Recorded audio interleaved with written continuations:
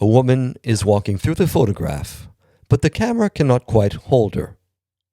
So, if you look closely at Eugène Atget's photograph, Cabaret, Rue Mouffetard, made around 1899 or 1900, you'll notice her near the left edge of the frame. She appears blurred, almost transparent, as though she were dissolving into the street itself. The building behind her remains sharp, the street lamp remains sharp, the posters pasted to the wall remain sharp. Even the cobblestones seem fixed in place. But the person moving through the scene has become a trace. That small detail is one reason I chose this photograph for today's episode.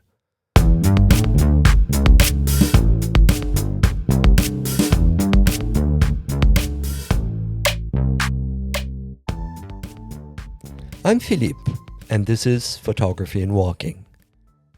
Today we're standing at a Paris street corner, more than a century ago, in the company of one of photography's most patient observers, Eugène Atget.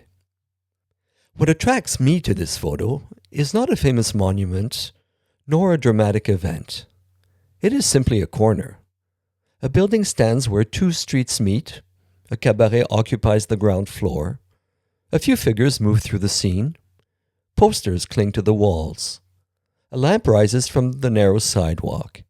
Nothing appears extraordinary. Yet, corners are fascinating places.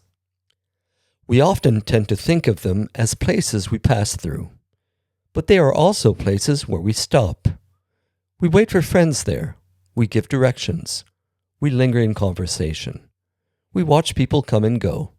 A corner is both a point of movement and a point of encounter. As walkers, we know this instinctively. Every walk is shaped by corners. They interrupt our forward motion and force a small decision. Turn left, turn right, cross the street, continue. The corner becomes a moment of possibility. And perhaps that is why this photograph feels alive, despite its stillness. Atget was not interested primarily in monuments. He certainly photographed churches, courtyards, and historic buildings. But much of his life's work was devoted to places like this. Ordinary streets, shop fronts, workers, stairways, cafes, market stalls, prostitutes, signs, and doorways. He walked through Paris collecting fragments of everyday life before many people recognized how valuable such scenes would become as historical records. Today, Atget is often described as the photographer of old Paris. There is truth in that description. During his lifetime, parts of the city were changing rapidly. Older neighborhoods disappeared. Traditional trades were fading. Buildings were renovated or demolished. New forms of urban life were emerging. Yet, when I look at this photograph, I don't primarily see nostalgia. I see a tension. I think that Atget seems less interested in preserving the past than in noticing the present. The posters pasted onto the wall, the iron bars protecting the windows, the worn texture of the facade, the shutters above, the narrow sidewalk, the person entering the building, even the lamp standing quietly at the corner. Each element feels carefully observed, and taken together, they create something that resembles an inventory. Not a bureaucratic inventory, a human inventory. This is also an inventory made by walking. Atget spent decades moving through Paris with a large wooden camera. Unlike today's photographers, who can make hundreds of images in an afternoon, he worked slowly. Setting up the camera required effort. Composing the photograph required patience. Making the exposure required waiting. Whether on foot or traveling between locations, he moved through the city at a pace that encouraged observation. The rhythm of the walk seems inseparable from the rhythm of the photograph. Nothing feels rushed or forced. At first, the photograph seems simple, but the longer we look, the richer it becomes. What fascinates me about this particular photograph is that it quietly gathers several of Atget's recurring concerns into a single frame. The street corner suggests the countless encounters and passages of urban life. The aging building hints at a Paris that was slowly changing. The blurred figure reminds us that people were constantly passing through these spaces. Even the Cabaret itself introduces another layer of urban life. Atget frequently photographed neighborhoods associated with workers, entertainers, and sex workers. Unlike many photographers who approached such subjects with sensationalism, he treated them with remarkable dignity. His photographs do not seem interested in judging. They observe. Today we are surrounded by images competing for attention. They shout, they exaggerate. They demand immediate reactions. Atget's photographs do something else. They wait. They ask us to slow down. And perhaps that is one reason they still feel surprisingly contemporary. Edward Soja used the term third space for places that are more than what we see in front of us. Standing at this corner in Atget's photograph, I find myself thinking about that idea. This corner is more than a building. It is also a meeting place, a place of work, a place of conversation, a place people pass through on their way somewhere else, a place remembered differently by each person who encounters it. A street corner is never just bricks, stone, and pavement.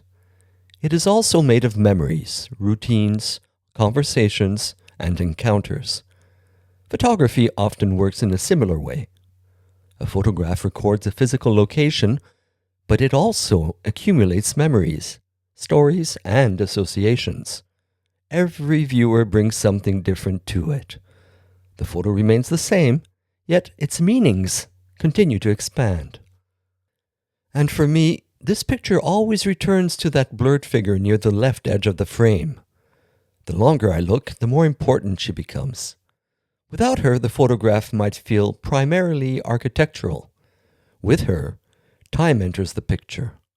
The building remains. The person passes. Meanwhile, the camera records both.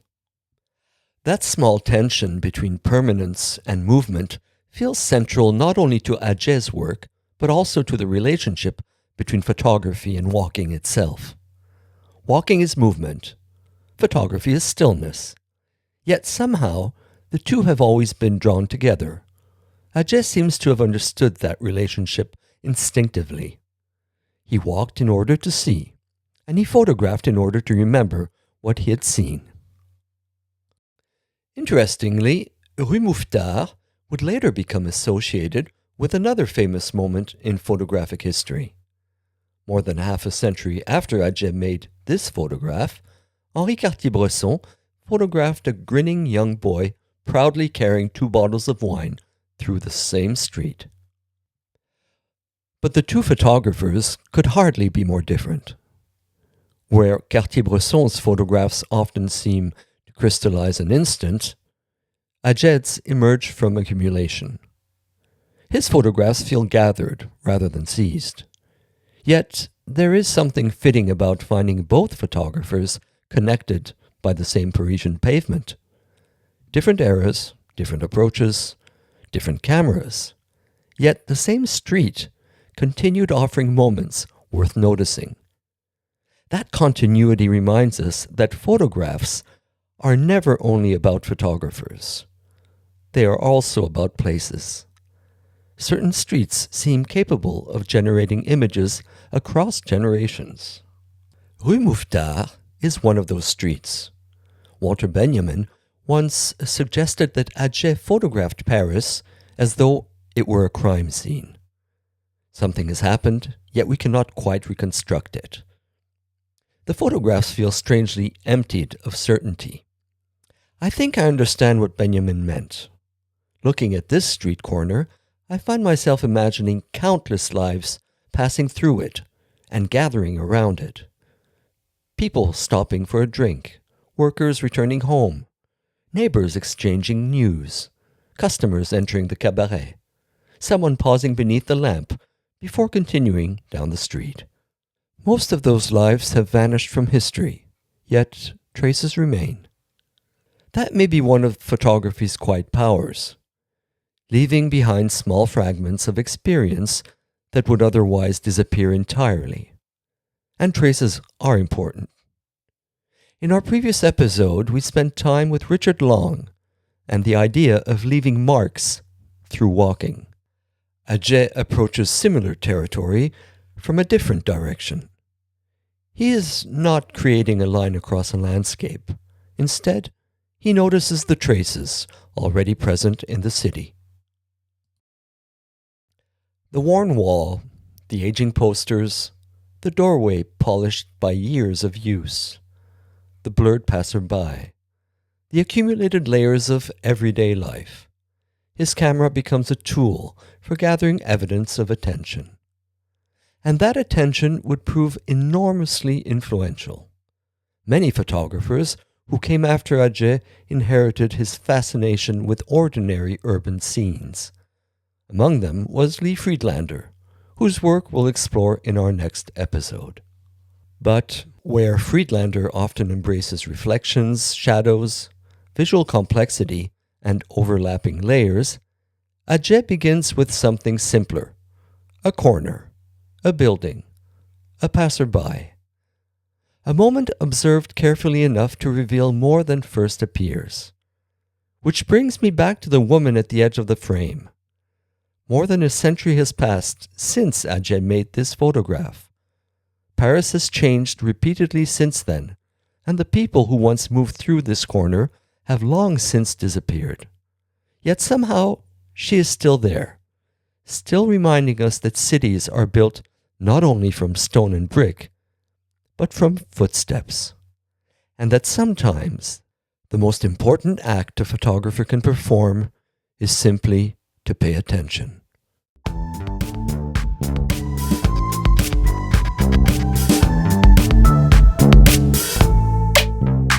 I'm Philippe, and this has been Photography and Walking. And if today's walk sparked something, you'll find images and references connected to the episode at photographyandwalking.com. You're also welcome to join the mailing list through the contact page for occasional notes and updates. Next time, we'll remain in the city, but the streets will become denser, stranger, and more layered as we turn to the work of Lee Friedlander. See you next time.